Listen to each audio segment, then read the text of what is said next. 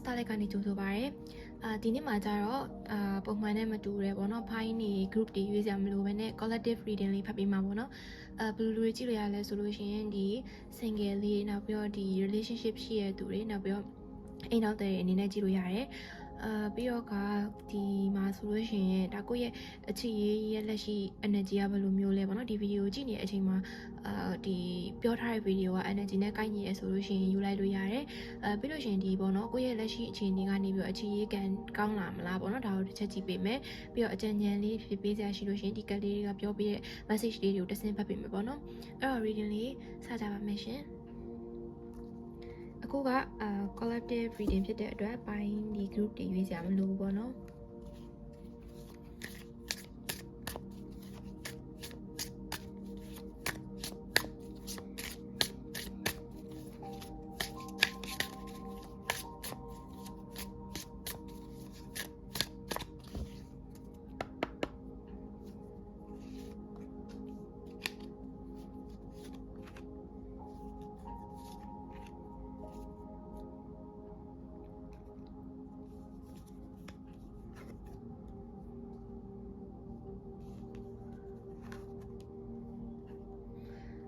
ဒီဗီဒီယိုကိုကြည့်နေတဲ့သူတွေထဲမှာဘယ်လိုလူတွေပါမလဲဆိုတော့ပေါ့နော်အများစုကဘယ်လိုမျိုး energy ရလဲဆိုရင်ဒီအခြေရေးနဲ့ပတ်သက်ပြီးတော့ကိုတွေ့ထားတဲ့အယူဆကကြတော့တယောက်ယောက်ကိုချစ်လိုက်တာကကိုယ့်အကိုချုံနှောင်ထားတဲ့တူတယ်ပေါ့နော်အဲ့လိုမျိုးတယောက်ယောက်ကိုချစ်လိုက်လို့ရှိရင်ဒါမှမဟုတ်တစုံတယောက်ကိုအချိန်ပေးလိုက်လို့ရှိရင်ကိုယ့်ရဲ့ဒီဘဝတွေကအချိန်တွေကကမဖြစ်သွားမယ်ဒါမှမဟုတ်ရှင်အဲ့လိုမျိုးပေါ့နော်ကိုယ့်ရဲ့ဒီဖြစ်တည်နေဖြစ်တည်မှုကအနောက်ရှက်ဖြစ်တဲ့အခြေရေးကအရေးမကြီးဘူးဆိုတော့ယူဆထားတဲ့သူတချို့လဲပါပဲဒါ single လေးတွေဖြ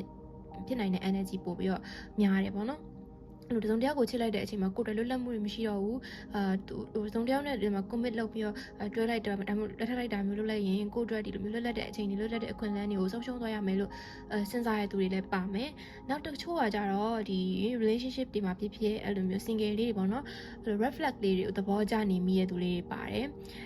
ဒါကပေါ့နော်ဒီကို toxic ဖြစ်မှန်းလည်းသိရကိုယ်တော့မကောင်းတဲ့အဲ့လိုမျိုးပေါ့နော်လူမှန်းလည်းသိပေမဲ့ကွာအဲ့လို red flag လေးကိုမှကြိုက်ပါတယ်ဆိုတဲ့သူလေးတချို့လည်းတွေ့ရတယ်ဒါပေမဲ့တချို့လေးတွေကြတော့ဒါပေါ့နော်ဒီတစုံတယောက်နဲ့အခုမှစပြီးတော့တည်နေရတယ်တည်နေတဲ့အနေအထားမျိုးလေးပေါ့နော်အဲ့လိုမျိုးလည်းတွေ့ရတယ်ဒီအခုမှအဲ့ဒီတစုံတယောက်ကိုလေ့လာနေတော့လည်းဖြစ်နိုင်တယ်ပေါ့နော်ပြီးလို့ရှိရင်ဒီအများစုကဒီ IS လေးတွေမှာဆိုလို့ရှိရင်တော့အဲ့လို reflect လေးကိုသွားကြိုက်နေရမျိုးတွေရှိတတ်တယ်နောက်ပြီးတော့တချို့ကကြတော့အဲ့လိုမျိုးကိုကအခြေနဲ့ပတ်သက်ပြီးတော့ယူဆကလို့အခြေကမကောင်းဘူးပေါ့နော်အဲ့လိုမျိုးအခြေကကိုအတွက်အနောက်ရှက်ဖြစ်စေတဲ့ပုံစံမျိုးစားရတဲ့သူလေးလည်းတွေ့ရတယ်ပေါ့နော်ပြီးတော့တချို့လေးကကြတော့ဒီကိုချစ်ရတဲ့သူတွေကိုအဲ့လိုစာပို့တာဖြစ်ပေါ့နော်အဲ့လိုမျိုးနေတိုင်းဆက်သွယ်ဖို့ကြိုးစားနေရမျိုးစကားပြောဖို့ကြိုးစားနေရမျိုးတွေ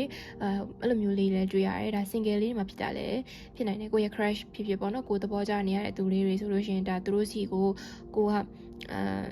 စကားပြောချင်တာသူတို့နဲ့နီးစပ်ချင်တဲ့ energy လေးတွေဒီမှာတွေ့ရတယ်ပေါ့နော်အဲ့တော့ဒီကိုယ့်ရဲ့အခြေအနေပေါ့နော်ရှေ့ဆက်ဘယ်လိုဖြစ်မလဲကောင်းလာနိုင်မလားဆိုတာကိုထဲတော့တစ်ချက်ကြည့်ကြမယ်ပေါ့နော်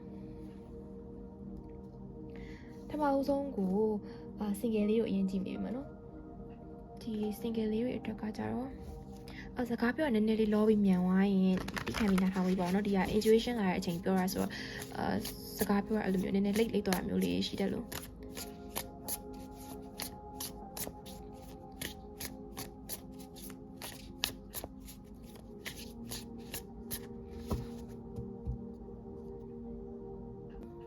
အဲ့တော့ single လေးရဲ့လက်ရှိ current energy တစ်ချက်ကြည့်မယ်ပေါ့နော်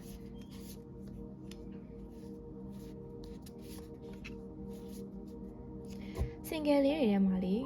ကိုကအရင်တော့နာကျင်ခဲ့တဲ့အဲ့လိုအတိတ်ရှိတာမျိုးဒါမှမဟုတ်လို့ရှင်ကိုကအဲ့လိုအတွေးများတာမျိုးပေါ့နော်တခုဆိုလဲကိုကအဲ့လိုဆုံးဖြတ်ချက်တိတ်မချနိုင်တာမျိုးလေးရှိရဲအခြေရေးမှာဆိုရင်ကိုကလိုရွေးချယ်စရာကိုမှအဲ့လိုမျိုးနှစ်ယောက်ရှိနေတာမျိုးတခါကျလို့ရှင်ကိုကရွေးချယ်စရာနှစ်ယောက်မရှိရင်တော့ကိုကအဲ့လို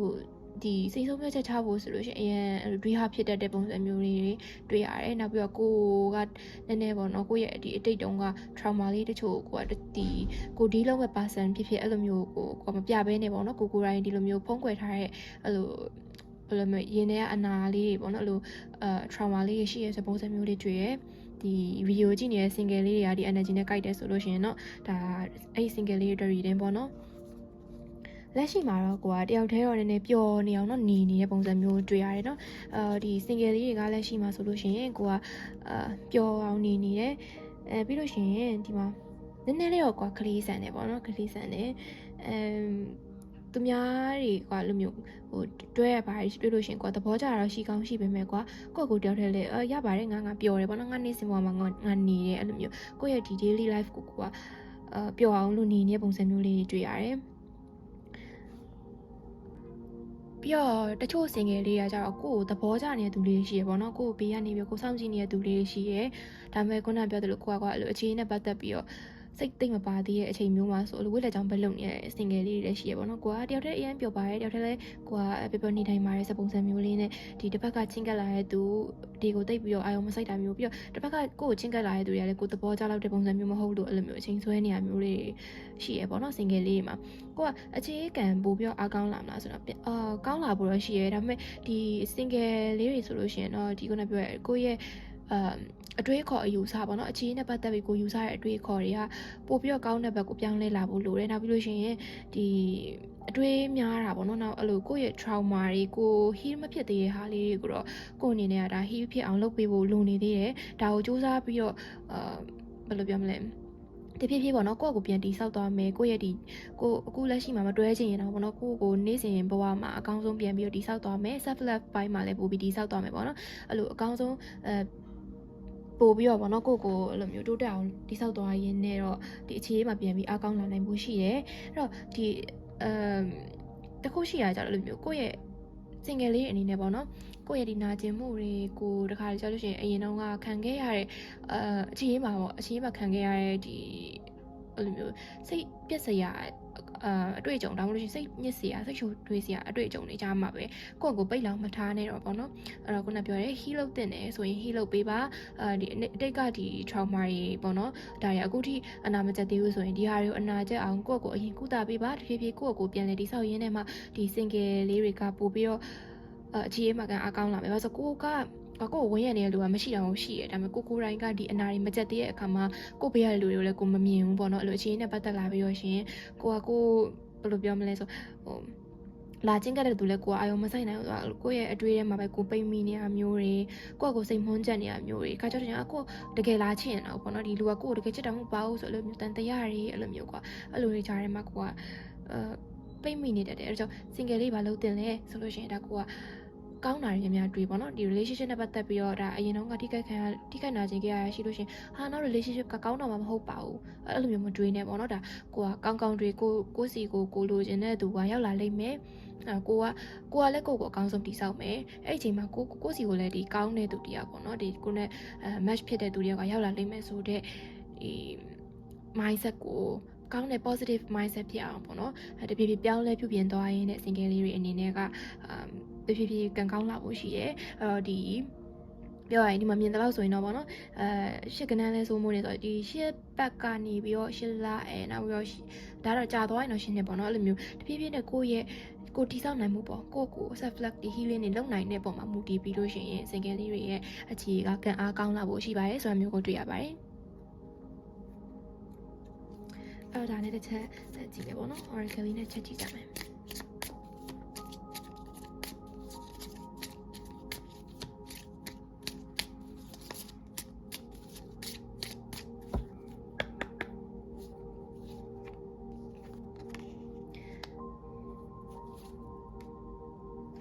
ဟုတ်တယ်လားအဲ့ကြောင့်ပြောရင်သူကလေ single လေးတွေကကိုယ့်ရဲ့ဒီ love life ပေါ့နော်ကိုယ့်ရဲ့အခြေအနေနဲ့ပတ်သက်ပြီးကိုတွေ့အတွေ့ရဲ့ negative ဘက်ကိုသွားနေရများတယ်အကြောင်းမလို့ဒီ positive thinking ပေါ့နော်ကောင်းတဲ့အတွေ့ခုနပြောရဲ trauma တွေဆို trauma တွေမှပိတ်မိနေပြီးတော့ဒီအတိတ်ကဖြစ်ခဲ့တဲ့အရာတွေကိုဒီအနာဂတ်မှာသွားလွှမ်းမိုးခံနေရမျိုးမလုပ်နဲ့တော့ကိုလွတ်မြောက်ခွင့်ပေး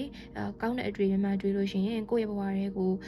ုဒီပေါ့နော်ကိုယ့်ရဲ့စစ်မှန်တဲ့သူတယောက်ကဝင်လာဖို့ရှိတယ်အဲ့တော့ကိုယ့်ရဲ့နှလုံးသားကိုဖွင့်ထားပါကောင်းတဲ့အတွေ့အများတွေးပါဆိုတဲ့ပုံစံမျိုးလေးကို single လေးတွေကိုတော့ပြောရဲပေါ့နော်အဲ့တော့ဒီ video လေး single လေးတွေကတော့ဒီမှာပြီးမယ်အဲ့တော့နောက်တစ်ခုဆက်သွားမှာကျတော့ဒီ relationship တွေနဲ့နောက်ပြီးတော့ဒီအိမ်အောင်တွေအတွက်ပေါ့နော်အဲ့တော့ single လေးတွေဒီ reading ကကိုယ်နဲ့ကိုက်ညီရဲဆိုလို့ရှိရင်ဒီအလင်ကရဲ့ channel လေးကို like and subscribe လေးလုပ်ပေးပေါ့နော်ရှားချင်းနေ okay အဲ့တော့ဒီ personal reading လေးလိုချင်တယ်ဆိုလို့ရှင်တော့လင်္ကာရဲ့ Facebook page Whisper Starlight မှာလာပြီးတော့ဒီမေးလို့ရတယ်ပေါ့နော် နောက်ဆုံးတည်ကြည့်ပေးရတဲ့ကျေးဇူးတင်ပါတယ်စင်ငယ်လေးအခြေရေးကံကောင်းပါစေလို့ဆုမကောင်းတောင်းပေးရတဲ့ဒီ reading လေးကိုစင်ငယ်လေးတို့ဒီမှာပဲရထားလိုက်ပါမယ်အဲ့တော့ဆက်သွားမှာကြတော့ relationship တွေနဲ့ဒီပေါ့နော်ဆုံးတွဲလေးတွေနောက်ပြီးတော့ဘာတူလဲအိမ်ထောင်တင်လေးတွေတက်ပေါ့နော် okay အဲ့တော့ reading ရဲ့ဒုတိယတစ်ပိုင်းဖြစ်တဲ့ဒီ relationship တွေနောက်ပြီးလို့ရှိရင်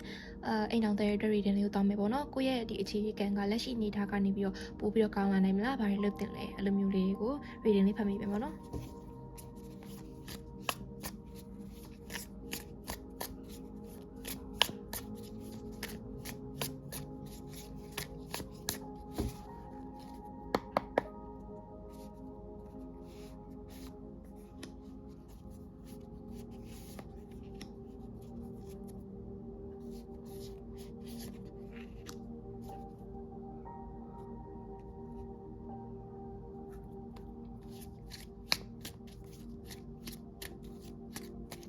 Okay ရောင်မိတယ် Okay အဲ့တော့ဒီပေါ့နော်ဒီအိမ်ထောင်တဲ့တွေနဲ့ relationship တွေအတွက်ဆိုလို့ရှိရင် my god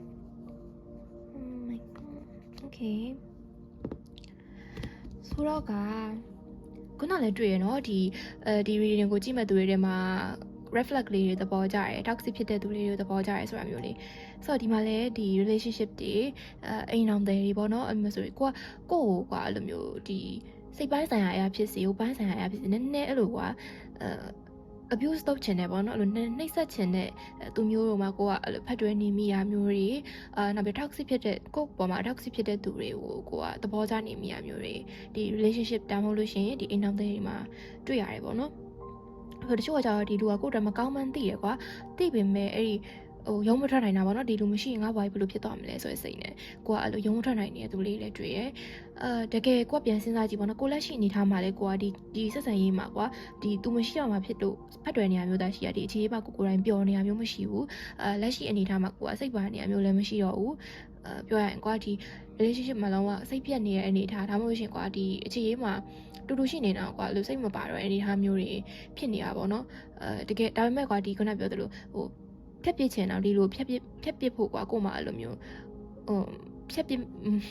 မဖြတ်ရက်တဲ့ပေါ့နော်မဖြတ်ရက်တဲ့ပုံစံမျိုးတွေအဲ့လိုကွာဖတ်တွယ်နေမိတဲ့ပုံစံမျိုးတွေတွေ့ရတယ်ဒါပေမဲ့ဒီ relationship ကကို့တော့ကောင်းလားဆိုတော့လည်းမဟုတ်ဘူးကွာအဲ့လိုရန်ဖြစ်တာမျိုးကွာအဲ့လိုမျိုးဟုတ်တော့ဒီကြောက်ကစားဖြစ်တာလေးတွေရှိရဲလို့စိတ်လိုမကြရတာလေးကွာကို့မှာရှိရဲဆိုပုံစံမျိုးတွေ့ရတော့ဒီအိမ်အောင်တဲ့ဆိုလည်းအဲ့လိုမျိုးပေါ့နော်ဒါမှမဟုတ်လို့ရှင်ဒီ reading ကိုကြည့်နေတဲ့အချိန်မှာအဲ့လိုမျိုးကိုခံစားနေရတယ်ဆိုရင်ဒီ reading ကိုဆက်ကြည့်လို့ရတယ်ပေါ့နော်အဲ့အခြေရင်းအနေနဲ့ကိုကပို့ပြီးတော့ကောင်းလာမလားပေါ့နော်အခြေရင်းမှာပိုကောင်းလာမလားဆိုရင်ကိုလက်ရှိဘာတွေတွေးနေလဲခုနပြောကိုအခြေရင်းကိုပို့တော့ကောင်းခြင်းတယ်ကွာဒါပေမဲ့ကိုတကယ်လက်ရှိမှာကျတော့ကိုဖတ်တွယ်နေတဲ့သူက toxic ဖြစ်တဲ့သူဒီလူကကိုအတွက်မကောင်းမှန်းသိရလူဆိုရင်ကိုကဒါရုပ်ဆက်ဖတ်တွယ်နေခြေရပိုကောင်းလာဖို့မြင်လားကိုယ်တိုင်ရောမြင်ရလားပေါ့နော်နောက်တစ်ခုဒါအလင်ကစဉ်းစားမိရပါပေါ့နော်ကိုအဲ့လိုမျိုးကွာကိုတွေ့မကောင်းတဲ့သူတယောက်ဖတ်တွေ့မိရပေါ့နော်ဒါပေမဲ့ဒီလူနဲ့ပေါ့နော်ကိုကထားပါတော့နောက်3နှစ်ကြာတယ်ဒါမှမဟုတ်ရှင်ဒါနောက်2နှစ်လောက်ကြာတယ်ဒီလူနဲ့ပဲဆက်ရှိသွားကြလားဒီလူကလည်းပုံစံမပြောင်းကွာဒီ2နှစ်3နှစ်ကြာသွားရင်လည်းဒီလူကဒီတိုင်းပဲကိုအဲ့လိုမျိုးစိတ်ဒုက္ခပေးမဲ့သူဆိုရင်ကိုရဲ့အချိန်နေပေးရတာတန်လားပေါ့နော်ဒါအရင် toxic ဖြစ်တဲ့ relationship တွေကိုပြောတာပေါ့နော်အဲ့လိုမဟုတ်ဘူးဒီတိုင်းပဲတယောက်နဲ့တယောက်အဲ့လိုမျိုးအရင် strong attraction ဖြစ်နေတဲ့သူတွေလည်းဆိုရင်တော့ဒီဟာကဒီ reading ကကိုက်ညီမှာမဟုတ်ဘူးပေါ့နော်တချို့လူတွေကြောင့်လည်းအဲ့လိုဖြစ်နိုင်တယ်ကွာကို toxic ဖြစ်နေရတော့မဟုတ်ဘူးဒါပေမဲ့အဲ့လိုတယောက်နဲ့တယောက်မှာတော့အရင်အရင်attract ဖြစ်နေတဲ့ခံစားချက်ရနေရမျိုးပေါ့နော်အဲ့လိုပုံစံမျိုးလည်းဖြစ်တတ်တယ်ပေါ့နော်ဒါပေမဲ့တကယ် toxic relationship ဒါမှမဟုတ် red flag တွေကိုမှကိုက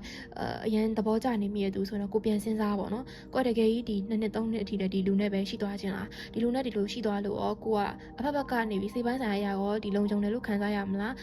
းတိုးတက်လာမလားပျော်ရွှင်ရမလားအဲ့လိုကအဖက်ဖက်ကစဉ်းစားကြည့်ကိုပဲပေါ့နော်စံလာထားပြီးစဉ်းစားကြည့်ကိုကဒီလူကြီးကိုမှဖတ်တွယ်ပြီးတော့မရှိလို့မဖြစ်တော့ပါဘူးဆိုတော့အဲ့ကိုရဲ့ပျော်ရွှင်မှုကိုရဲ့ဘဝပေါ့နော်ဒီသူမရှိသွားလဲကိုဖြစ်လာမယ်ပို့ပြီးတော့ကောင်းတဲ့ဘဝအနေထားတစ်ခုကိုမြင်အောင်ကြည့်ရင်ကိုကဒီ toxic relationship ကနေပဲရုံးနိုင်လိမ့်မယ်ပေါ့နော်အဲ့လိုမျိုးတွေ့ရအဲ့တော့ကံကောင်းလာမလားဆိုရင်တော့ကံကောင်းလာဖို့ကကိုဘာလုပ်လဲဆိုတာပေါ့မှာမူတည်လိမ့်မယ်ကိုဖတ်တွယ်နေတဲ့သူကမကောင်းတဲ့သူဆိုတော့ကံကောင်းလာဖို့ကဖြစ်နိုင်ကြီးနဲတယ်ပေါ့နော်အဲ့တော့ဒီကိုတိုင်းကလည်းကွာစိတ်ထဲမှာအဲ့လိုမျိုးသွားလိုက်ရတော့မလားငါဒီ toxic relationship ကိုဖျက်ချလိုက်ရတော့မလားဒါမှမဟုတ်ရှင်ငါဒီလူနဲ့ပဲဆက်တွဲရတော့မလားအဲ့လိုကွာစိတ်ထဲမှာအရန်ရှုပ်ထွေးပြီးတော့ဖတ်ချက်မချနိုင်တဲ့အနေအထားမျိုးတွေဖြစ်နေတာပေါ့နော်ပြီးလို့ရှင်ကိုတိုင်ပင်လိုက်လို့ရှင်လည်းဘေးရသူတွေရဲ့အကြံဉာဏ်စကားတန်တွေကကိုအတွက် ဘယ်လိုပြောမလဲဆိုတော့အကြံဉာဏ်ကောင်းမပေးနိုင်ဘူးကွာသူ့ရဲ့အကြံဉာဏ်နားထောင်ပြီးတော့ကိုတိုင်းရဲ့လိုချင်တဲ့ဆန္ဒနဲ့ဆိုရင် against ဖြစ်နေတဲ့အခါမှာစိတ်ပိုးရှုပ်ရတာပေါ့နော်အဲ့လိုပုံစံမျိုးတွေဖြစ်နေရမျိုးပေါ့နော်အဲ့တော့ဒီ five ဒီဟိုပါပေါ့နော်ဒီ relationship တွေအတွက်ကြည့်တဲ့အခါမှာတွေ့ရတယ်ကိုအနေနဲ့ပို့ပြီးတော့ကောင်းမတဲ့ relationship ကိုတိဆောက်ချင်တယ်ဆိုရင်တော့ကိုတိုင်းကမကောင်းတဲ့သူတွေဖက်တွဲထားမိရင်လက်လွတ်ထပ်ဖို့လိုတယ်ပေါ့နော်ပြီးတော့ကအကြံဉာဏ်အနေနဲ့ကတော့ဒီလိုမျိုးဘလောက်ပဲကိုကဒီအခြေရေးမှာပေါ့နော်ဆိုးသွတဲ့သူတွေအဲ့လိုမကောင်းတဲ့သူတွေကြုံခဲ့ပါစေအောင်တော့အခြေရေးပေါ်ထားတဲ့ကိုရဲ့ဒီမျှော်လင့်ချက်ကိုတော့ဘယ်လိုပြောရမလဲအရန်ကြီးကွာဒီလူကြီးပဲတွေ့ပြီးသွားရင်နောက်လူလည်းကောင်းမှမဟုတ်တော့ပါဘူးဆိုရယ်မျှော်လင့်ချက်မဲ့သွားတာမျိုးတော့ကိုမခံစားမိအောင်တော့ထိန်းပေါ့နော်ကိုအတွက်ဒီမျှော်လင့်ချက်ဆိုတာရှိပါသေးရဲ့စပုံစံမျိုးလေးတွေတွေ့ရတယ်ပြီးတော့ပေါ့နော်ဒီအခြေနဲ့ပတ်သက်ကိုကပဲတစ်ပတ်သက်ပေးဆက်ခြင်းတဲ့စိတ်မျိုးတွေရှိလို့ရှင်လည်းဒါကို short ပေးပေါ့နော်အခြေဆိုတာဒီအသွားအပြန်ပေးယူမြမှ balance ညီမှhealthy ဖြစ်တဲ့ relationship ကိုတည်ဆောက်နိုင်မှာပေါ့နော်အဲ့ဒါလည်းအရေးကြီးရယ်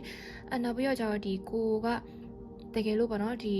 အဓိကကွာဒီ toxic reflect တွေကိုမှသဘောကျနေမိတဲ့သူလေးတို့ရည်ရွယ်ပြီးပြောချင်တယ်လို့ဒီမှာပို့ပြီးတော့ energy ခံစားရတယ်အဲ့တော့ကိုကဒီ toxic relationship ကမယုံနိုင်ဘူးဆိုရင်ဒီ video မြင်သွားတဲ့အချိန်မှာကိုကတခုခုပေါ့နော်ကိုရဲ့စိတ်ထဲမှာငါဒီ relationship ကိုလက်လွတ်လိုက်ပို့ပြီးတော့ကောင်းမယ်ဆိုရင်ဆန္ဒလည်းဖြစ်သွားရဲဆိုလို့ရှိရင်စူးစမ်းပြီးတော့ယုံကြည်ပါပြီးလို့ရှိရင်တကယ်ပေါ့နော်ကို single ဖြစ်သွားတဲ့အချိန်တခုရောက်လို့ရှိရင်ကိုယ့်ကို self healing အရင်ပြန်လုပ်ကြည့်ပေါ့နော်self healing လုပ်ကြည့်တော့မှကိုအတွက်ပေါ့နော်ပို့ပြီးတော့ဘယ်လိုလူမျိုးကိုလိုချင်လဲရေရှည်အနာဂတ်မှာလက်တွဲမယ်ဆိုဘယ်လိုလူမျိုးလိုချင်လဲဆိုတာကို manifest လုပ်လဲရတယ်ဆူတောင်းလဲရတယ်အဲ့လိုဆူတောင်းမျိုးတွေကိုအတွက်ပြစ်လာနိုင်မယ်ဆိုတာမျိုးလဲတွေ့ရတယ်ပေါ့နော်ဒီ reading မှာရတဲ့ကလေးအရာဆိုလို့ရှိရင်အကြောင်းမို့လို့ချစ်နေပတ်သက်ပြီးတော့မျှော်လင့်ချက်တော့မဲ့မတော်မှာနေပေါ့နော်ဒါပေမဲ့ဒီကိုကပို့ပြီးတော့အခြေအနေနဲ့ပတ်သက်ပြီးကံကောင်းလာခြင်းနဲ့ဆိုရင်လည်းကိုအတွက်မကောင်းတဲ့သူဘက်တွေနေမိရမျိုးဆိုရင်လည်းကိုဘက်ကတေချာလေးပြန်စဉ်းစားဆွဲဟာမျိုးလေးတွေ့ရတယ်ပေါ့နော်အဲ့တော့ဒီ oracle ခက်လေးနဲ့တစ်ချက်ပြပေးမယ်ပေါ့နော်